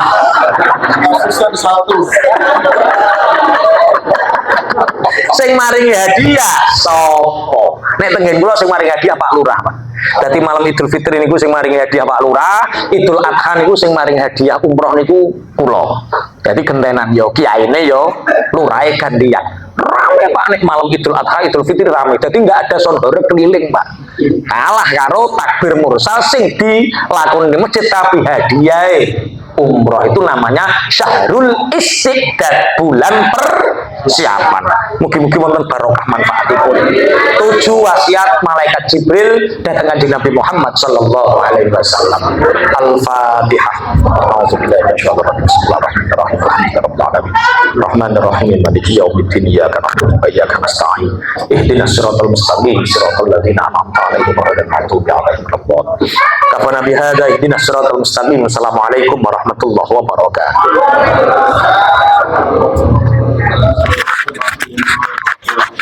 Dalam langsung doa. Bismillahirrahmanirrahim. Alhamdulillahirabbil alamin hamdan yuwafi ni'amahu wa yukafi mazidah. Ya Rabbana lakal hamdu kama yanbaghi li jalali wajhikal karim wa 'azimi sultanik.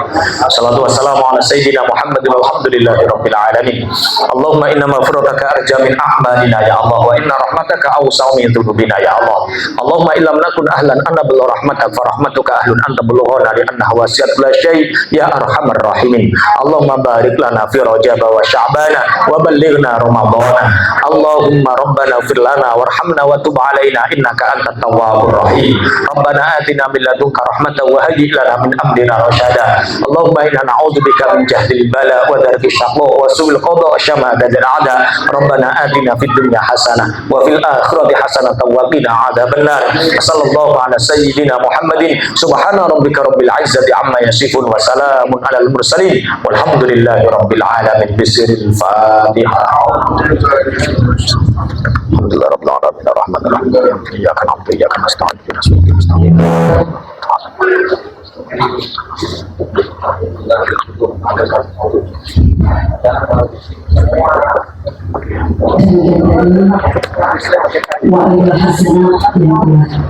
Alhamdulillah, pangapunten kedalon pihak 12.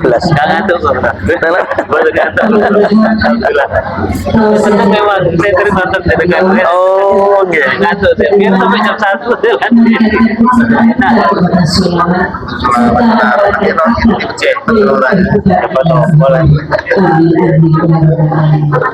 Bapak Ibu hadirin kami demikian tadi seluruh hadiah acara hikmah Isra dan Mi'raj Nabi besar Muhammad Sallallahu Alaihi Wasallam.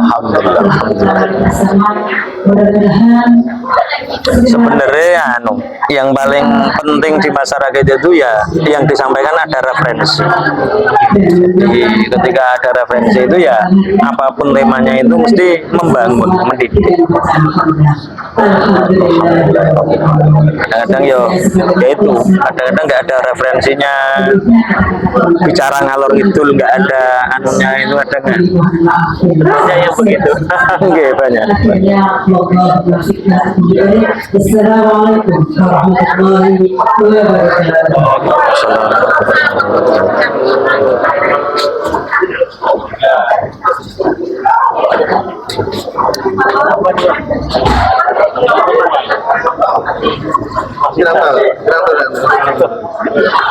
Padahal itu dari 2005 itu. Gini-gini aja. Saya nampak.